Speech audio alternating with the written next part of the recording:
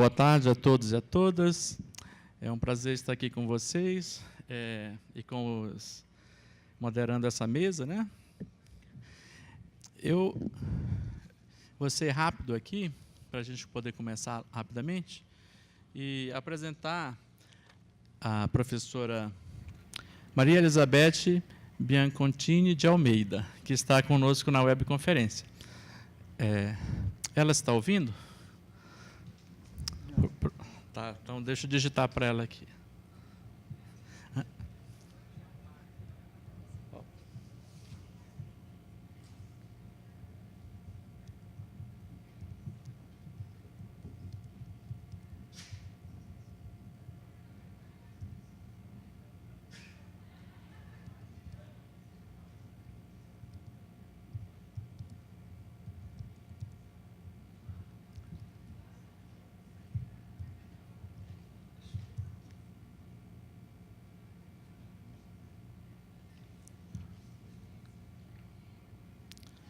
Eu não sei se ela está lendo lá. Bem, pessoal, eu vou apresentar a professora, que eu acho que ela não leu o que eu escrevi ali. Mas aí depois é o tempo de ela ler. Elizabeth de Almeida, professora da Faculdade de Educação da PUC, São Paulo, ex-professora de Matemática do Ensino Fundamental e Médio, especializada desde 1995 na capacitação de professores para o uso de computador em educação. Professora associada da PUC, né? Doutora em Educação pela PUC, com mestrado em Educação também pela PUC, e graduada em Matemática pela Unesp. Atualmente é membro do Comitê Assessor da Área de Educação do Conselho Nacional de Desenvolvimento Científico e Tecnológico, líder do Grupo de Pesquisa Formação de Educadores com Suporte em Meio Digital e tem experiência em Educação e Tecnologias com pesquisas e publicações sobre os seguintes temas: Educação à Distância, Tecnologia de Informação e Comunicação e Formação de Professores, Currículo e Tecnologias, Letramento Digital e Web Currículo. E como vimos na mesa de ontem, né, ela tá em segundo lugar no ranking de orientações do tema Educação à Distância. Bem, professora, eu vou passar a palavra para ela.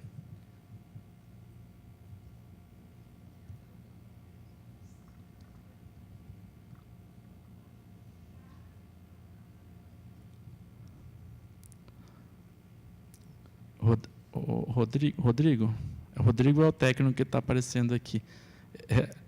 Ela consegue...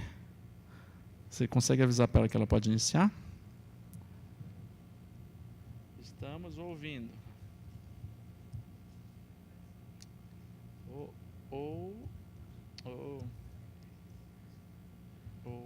Ok, boa tarde a todos. Eu quero parabenizar a organização deste evento, por tudo que vem acontecendo esses dias, embora não esteja presente aí com vocês pessoalmente, para curtir esse momento, não é? Eu estou acompanhando à distância, ouvindo comentários muito bons e fico muito contente de participar, mesmo que à distância, podendo colocar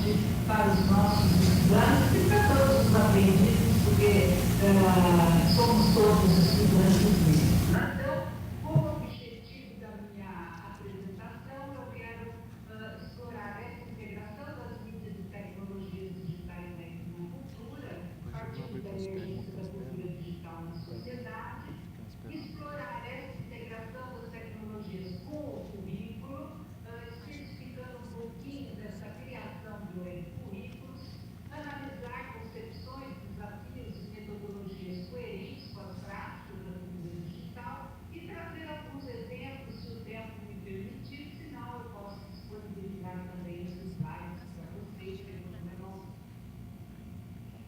quando nós falamos da tecnologia na cultura e na vida, ainda que no dia a dia não usemos essa denominação, na verdade fica muito evidente que nós estamos vivendo não só uma sociedade digital, uma sociedade tecnológica, mas uma sociedade ubíqua, caracterizada pelo intenso uso de tecnologias digitais, sobretudo aquelas tecnologias móveis com conexão sem fio internet, sejam elas quais forem.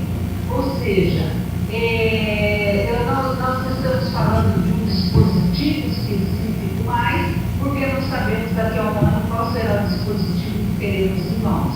O importante é que são dispositivos móveis e que estão conectados e podem ser, então, ter uma facilidade de portabilidade, de tal modo que eles possam ser utilizados, conectados à internet em todo momento, de qualquer lugar, de qualquer contexto. Com isso, há uma incorporação muito intensa com as ações e com os comportamentos cotidianos, e isso é de modo quase tão natural que as pessoas às vezes nem pensam, nem param para pensar e tomar consciência de tudo que fazem com essas tecnologias nas mãos. Mas, para nós, isso traz aspectos muito importantes, porque os espaços virtuais dos lugares físicos vão se entrelaçando com o movimento da vida. Nós não temos mais o virtual ou o presencial, o virtual ou o físico, mas nós temos tudo isso imbricado naquilo que um filósofo italiano, que é professor na universidade inglesa, agora eu estou sem o nome dele na minha cabeça, da instituição, mas é o Luciano Floridi, ele vem falando não mais da sociedade online, mas sim da sociedade online. E isso, para a educação, traz um potencial muito grande de permitir a integração entre distintos espaços que apresentem potencial de aprendizagem, não necessariamente espaços criados com a intenção da educação, mas eles apresentam potencial de aprendizagem. Ou seja, quando falamos de tecnologias na cultura e na vida, nós estamos falando da sociedade ubíqua. E aqui eu trouxe duas imagens muito simples e representativas. Uma dos indígenas da aldeia Cumenê, da reserva Uaçado Oiapoque, e a menina, então, está... Do geral, sobretudo os contextos educativos não formais, nós encontramos um potencial muito grande. Aqui eu tenho uma imagem que é do projeto Era Virtual, que propicia visitas virtuais a instituições culturais, museus, exposições temporárias, e nesses espaços nós temos a condição de fazer uma visita e uma exploração deles e perceber coisas que muitas vezes não conseguimos perceber sequer nas visitas presenciais. Não que uma coisa substitua a outra, mas um vai alimentar o outro de forma bastante interessante e que vai propiciando aprendizagens mais relevantes e significativas. Também temos como contextos educativos não formais diversos museus. Aqui em São Paulo mesmo nós temos esse Museu Catavento, que tem um potencial enorme de aprendizagem, que para nós o que interessa é a integração dele com os contextos formais, quando nós estamos falando da educação formal, quer seja educação básica, quer superior. Também o Museu Interativo Mirador do Chile, ou seja, nós não estamos falando de espaços banais, nós estamos falando de espaços que, embora não sejam de educação formal, eles nos oferecem um enorme potencial de aprendizagem e de integração com os espaços formais, reativando e abrindo os espaços das salas de aulas presenciais, ou seja, deixando ou fazendo com que a aula vá para muito além das 4 paredes da sala de aula e dos muros da escola ou das universidades. Agora, também os espaços informais, que são aqueles que não são criados com perspectiva de aprendizagem, mas eles oferecem potencial para se tornarem contextos de aprendizagem. Aqui eu trago alguns exemplos, como a Praça Dom José da Gaspar, aqui no centro de São Paulo, ao lado da Biblioteca Municipal. E esta praça, à medida que o dia passa, ou conforme o dia da semana, ela vai criando contextos muito diferenciados, desde dança, bandas, exposições, concertos de piano, e, enfim, ela oferece um potencial muito grande de aprendizagem, enquanto um contexto informal. Também Starbucks Café, que se caracteriza como ele se identifica como o espaço entre a casa e o trabalho. E nesta perspectiva, há espaço para reuniões, há espaço para conexão, mesas e a própria conexão livre, há livros, revistas, jornais. Então, ele vai criando nichos que propiciam a aprendizagem, da mesma maneira que a Livraria Cultura, aqui em São Paulo, que ela em si não é um espaço de aprendizagem, mas ela cria situações que se constituem com grande potencial de aprendizagem. Bom, o que nós temos, então, em todos esses exemplos que eu estou citando para vocês, é que as tecnologias, as telas, as mídias, nos permitem fazer a integração entre todos esses espaços, entre criar conexões numa educação autêntica, uma educação integrada com a vida, integrada com as necessidades e com as necessidades emergentes na vida e também com os conhecimentos acadêmicos, os conhecimentos formais. Portanto, nós não estamos falando apenas das tecnologias, telas, mídias, enquanto recursos ou ferramentas, mas nós estamos falando como instrumentos culturais, que interferem nas práticas sociais, no trabalho, nos relacionamentos, penetram nos espaços educativos antes dos aparelhos, porque elas vêm para os espaços pelas mudanças que já provocaram nos nossos modos de pensar, de agir, de representar o conhecimento e de aprender. Isto significa que, quer queiramos, quer não, elas interferem nas práticas educativas e no currículo, ainda que, em alguns espaços, esses recursos sejam negados, né? Tem até lei que proíbe o celular na sala de aula, né? O pensamento nosso sobre o potencial desses recursos, o que se pode fazer com ele, já sofreu influências e eles interferem nas práticas e no currículo. Bom, e por quê? Se as tecnologias, se esses recursos, essas interfaces, essas linguagens interferem no nosso modo de pensar e de representar o pensamento, elas interferem no conhecimento que está sendo trabalhado. Portanto, elas interferem no desenvolvimento do currículo, ainda que o currículo formal muitas vezes não admita as tecnologias e não as incorporem nas suas propostas. Portanto, aqui nós temos uma representação que nos lembra que, se consideramos mídias e tecnologias como instrumentos culturais, elas o são, então elas são também estruturantes do currículo. Agora, resta saber como é que nós concebemos o currículo para aproveitar deste potencial das tecnologias. O que é que significa integrar o currículo e as tecnologias? E qual o currículo da cultura digital? Que currículo importa hoje para atender às necessidades atuais? E que metodologias são adequadas para a formação na cultura digital? Eu não sei se meu tempo é suficiente, mas se estiver esgotando o tempo, por favor, podem me informar e me interromper, tá?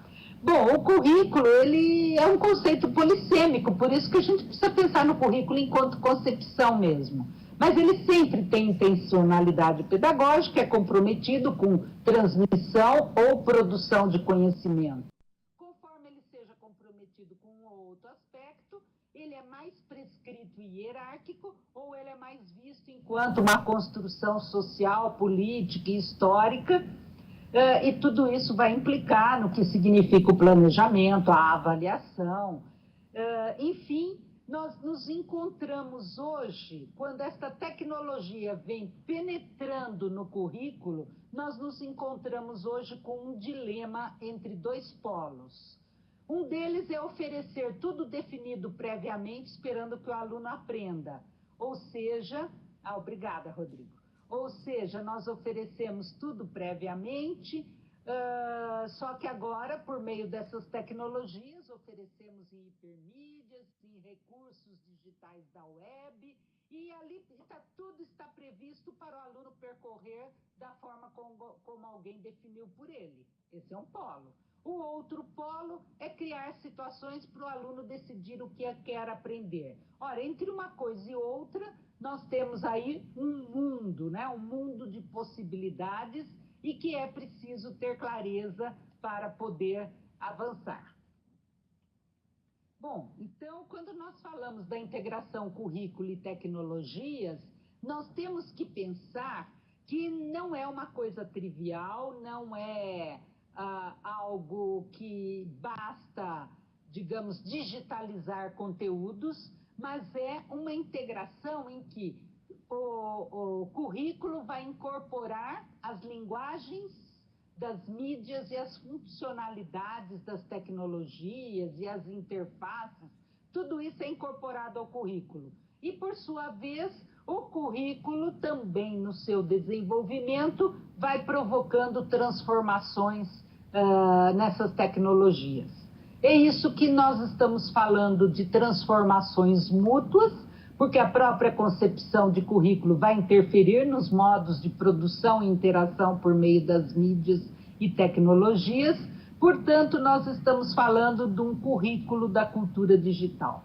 E a web tem um papel preponderante aí, por isso que hoje falar de tecnologias na educação não se pode falar só no dispositivo tecnológico, é tudo conectado. E aí, então, nós criamos esse conceito de web currículo, que é potencializado quando se usa tecnologias móveis que estão nas mãos de todos o tempo todo, portanto, com características, né, que permite uma educação ubíqua, uma aprendizagem ubíqua, e é claro que isso se potencializa com as ferramentas, aplicativos e interfaces que são interativos, abertos, de fácil uso, propiciam a autoria, a partilha, a colaboração, sobretudo os recursos da Web 2, da Web 3 e assim sucessivamente.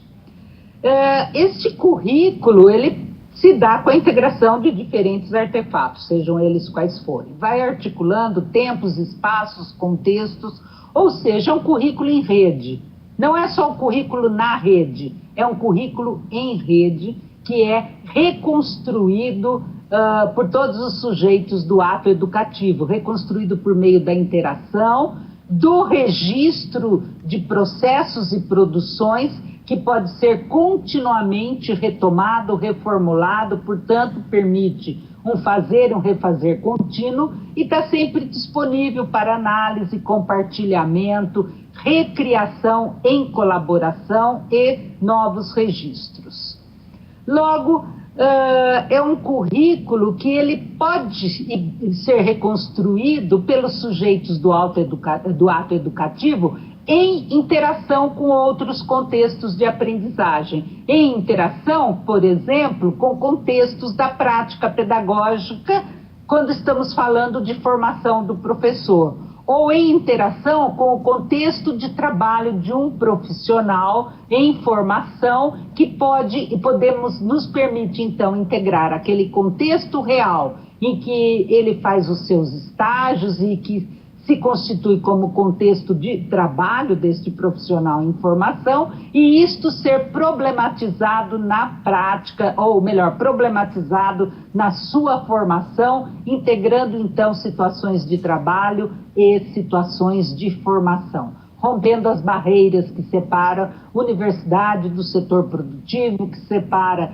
escola da universidade e assim sucessivamente. É claro que aí nós não estamos falando só nos conhecimentos das experiências cotidianas, mas nós estamos falando, sobretudo, dos conhecimentos sistematizados, das informações das redes, que isso vai se dando por meio da convergências de tecnologias, de linguagens, e tudo isso é potencializado quando nós buscamos base em metodologias ativas, que vai nos permitir aquilo que Edith Ackerman fala de modo tão apropriado, do hibridismo entre lugares sociais e educativos, do hibridismo entre o eu e o grupo, o pensar e o fazer, o ler e o escrever. Bom, eu vou pular essas telas aqui, não é falar do potencial, dos desafios, sobretudo, para essa criação do currículo da cultura digital. Para os professores, não é só dominar essas tecnologias, mas sim é identificar suas potencialidades pedagógicas, é ter clareza dos objetivos de aprendizagem, dos conhecimentos que são mobilizados nas atividades educativas, tanto aqueles que fazem parte das intenções prévias, como aqueles que vão emergindo, de orientar o aluno nessa exploração das fontes, de selecionar as fontes, não é? Mas é fundamental que o professor saiba criar, mobilizar e gerir situações de aprendizagem e promova a aproximação crítica do aluno com a realidade e o trabalho, então, nesses distintos contextos.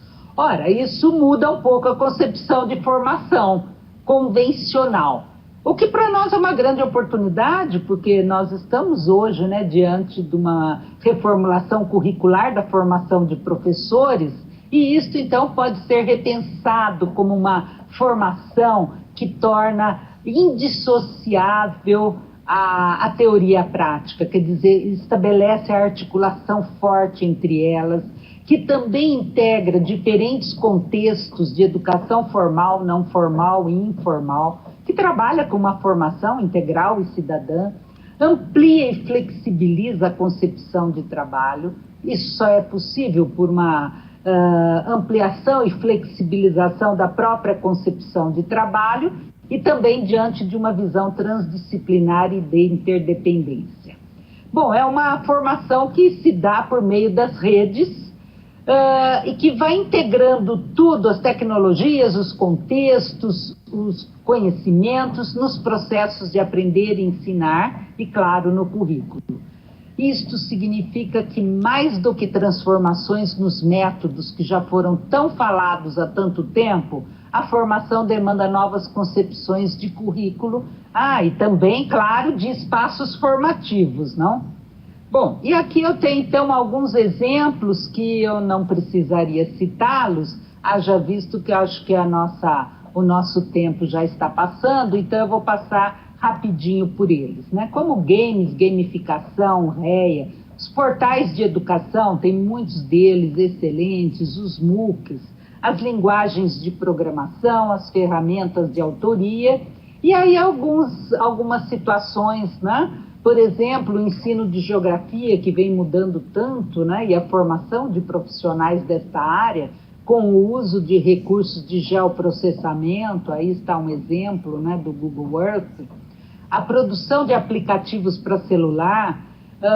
Muitos professores de filosofia e sociologia estão trabalhando com o WhatsApp, aí eu trouxe até um exemplo que é desenvolvido na Federal da Paraíba. O trabalho com linguagem de programação para aprendizagem não só de conceito de programação e da própria programação em si, associada com o desenvolvimento de habilidades de resolução de problemas. Essa questão da linguagem de programação é preciso ter cuidado para não ficar só massageando códigos e que se possa ir além de linguagens específicas. As linguagens passam e o importante para nós é desenvolver habilidades de resolução de problemas, o raciocínio lógico, o trabalho com distintas linguagens. Também o trabalho com narrativas multimídia de aprendizagem propicia um potencial muito grande para a aprendizagem. Tem um exemplo muito interessante que é uma iniciativa da professora Vera Menezes, lá da Universidade Federal de Minas Gerais, sobre a aprendizagem de língua inglesa, que é um curso que ela oferece para estudantes de graduação e pós, com o uso do recurso LSTIC. E também produção de narrativas digitais com alunos de graduação, mestrado e doutorado, que é uma atividade que nós temos desenvolvido aqui na PUC São Paulo durante vários semestres letivos com nossos alunos, e que tem trazido um potencial muito grande, como nós temos aqui alguns exemplos, como esse que o aluno fez a sua narrativa utilizando